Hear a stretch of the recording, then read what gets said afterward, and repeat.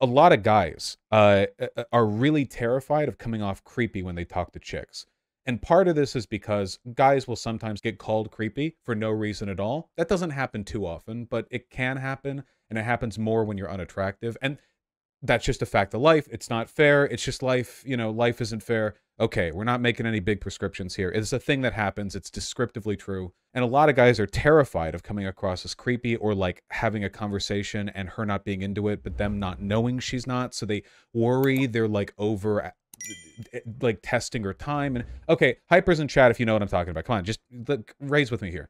Like just the basic anxieties of like, okay, well, how do I even like engage with the yeah, like how do I even talk with a girl without like tripping these flags or whatever? And I think stuff like that, like this is one of the big insecurities. One of the biggest things that gets like young men on the anti-feminism train is that it's that meme. It's the harassment versus flirting meme of like, hey, here's some dating advice. Be hot and don't be ugly. You know, you've heard that, right? Like, it's the idea that feminism has made women more choosy and more like ingracious, and as a product of that, like innocent guys will get called creepy for doing nothing. And like that does happen sometimes, right? Like unfair stuff happens, you know, in any social system. It's not like if we all converted to neo-Nazism, there wouldn't still be guys getting called creepy, whatever. But that's what I mean when I talk about addressing some of these insecurities. And I don't see a lot of people on the left talking about it because you have to real talk this a bit. Like if you're going to like if you're going to like have this convo, you have to be able to like sit there and go, listen, some women are just like bitches and they're just going to call you creepy and they're going to be mean, and that's okay. You can not say bitches if you want, but like you have to engage a little bit with the texture of the insecurity. And a lot of people get uncomfortable with that because it's like, and I've been accused before of like, oh well, you're uh, facilitating conversational overconfidence in guys, so now they're going to go and like harass women. And I don't think that's true. Obviously it's possible to do that when talking to guys about this sort of thing. But you know, it's a fine line. You do the best you can. I think stuff like that's helpful, and I get a lot of feedback from my community where people are like, "Hey, I really appreciated this. It really helped. I've never heard stuff like that before." I don't know. It can be really tough to be a guy. One of the things being that there is kind of like the presumed capacity for violence coming from us. So women, for all the difficulties in being one, have an easier time inserting themselves into some social situations because they're not considered as much of a threat, or there's not like a presumption. How often do women get called creepy? You got to do some stuff to get called creepy as a woman. People just tend to find the company of women more pleasant because they have lower expectations for men. Not entirely undeservedly so, you know, blah, blah, who's more likely to hit you or freak out or more capable of hurting you. But again, this weighs on the minds of good people. This is something that I'll say I have a decent amount of like personal experience on, probably more so than almost anyone else on the left. And it's that I've engaged with the right more than any of you, by far. As a product of my work and as a product of my general lack of fragility, I am extremely familiar with the discourse, the rhetoric, the spaces, the behavior. I am in on that. You got to be if you want to argue with them, or at least you have to be reasonably familiar with what they go on about. And you can see where people get at the Tate or the Jordan Peterson stuff on the ground level. And that is so often normal young guys who get pulled in because they have a deep like qualm about their role in the world as a man, as a you know, a future masculine archetype, or their relationship with women. And the only answers they get online are from the far right. And not only do they not get answers from the left seems repellent to answering the question at all. But a lot of them start out totally normal. I mean, you are normal when you're young for the most part. It's pretty hard to be like a ideologically committed 10-year-old chauvinist. I suppose it's possible. But they get brought in on that. And that early, where you get the ball rolling to begin with is so incredibly important. I mean, the direction you set people in at the start has so much influence on what answers they find convincing in the future, you know? Because like, again, like here's the easy trip, right? Like a young guy will be kind of upset that they're not getting laid. And you can think that's trivial. It is. We're talking a young high schooler upset they're not getting laid. It's trivial, but it's also human. It's also human. To pretend it's not human is delusional. It's something that happens all the time. It's not even bad to feel that way. You know, it's a young pubescent guy. And they're frustrated because in their experience, it seems like women are the gatekeepers of sex. Now, it's a very loaded term, gatekeeper of sex, but in the experiences of a lot of young guys, yes, it is true. Men pursue, and then women like accept the pursuit if they're interested in the guy. Obviously, that's simplifying it a bit, but we're talking high school romance, and we're filtering all this through the perception of a teenage boy. You know, you can think it's right or wrong. It doesn't matter. It happens.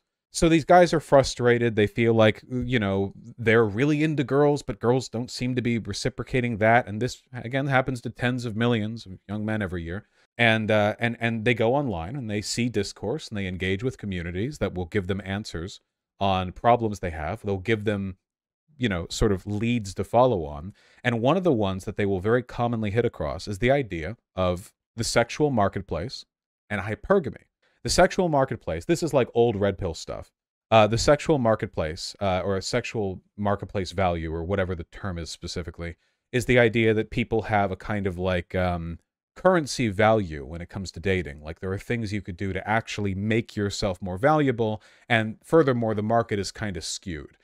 Because of hypergamy, the tendency for women to sleep with the most attractive and successful men, you know, therefore leaving no time for the less successful or attentive men. These narratives feed naturally into incel or far-right ideas about the role of men and women in the world, because you can pursue this in a self-interested way and become increasingly chauvinistic as you believe you have to manipulate the system with red pill pickup artistry or Andrew Tate, you know, in like insecurity manipulation in order to game an already rigged system against you, again, perceptively. Or you can think that society at large is being destroyed due to lowering birth rates because of the behavior of women, which has been brought about by feminism. And the only way to stop that social decay, which you are now very anxious about because you're seeing all these articles and watching all these videos and listening to all these talks on how this is happening right now and it's ruining everything. And you may be frustrated about not getting laid, but this is just the seed of a broader issue that is currently tearing apart America or the West or whatever else. And the only way to address all this is by ending feminism and bringing about a deliberately chauvinistic social order in which women will just get pregnant and married at 18 or whatever. That sums up the road, by the way. Seriously, I'd be willing to bet for something like 95% of young guys who end up going down the far right, I would say that for a huge portion of them, that is a strong part of what directs them there. And all of it begins with that little itty-bitty seed right at the beginning. They're frustrated about not getting laid. Again, we can rave at the triviality of this, and again, it is silly, but it is a thing that happens. It's not 100% of it, obviously, and of course I have to simplify this, because if you wanted to go through the whole, like, etymology of red pill terminology, that's a whole, like, doctorate you would need to get to fully get all that. It's a pretty, you know, active political field, but that is the gist of it, and that is the reason why I'm passionate about this. We need to talk about issues that resonate with those groups, and we need to construct a sort of political community that is not actively repellent to people who are at risk, you know? Does that make sense? Okay, I know this has gone on for longer, but every time this happens, I feel like I need to be a bit more specific or a bit more deliberate, and I'm just trying, I want people to really understand what I think and what I'm saying, you know, in its entirety. And yeah, there are other things that feed into this too. Like men tend to have more trouble making friends, especially when you're young men versus young women. So they have fewer people around them to talk with, because sharing these feelings with actual humans your age around you is a lot healthier than going online to find whoever's making the most money off of lying to you. And that can make it worse, and just, yeah.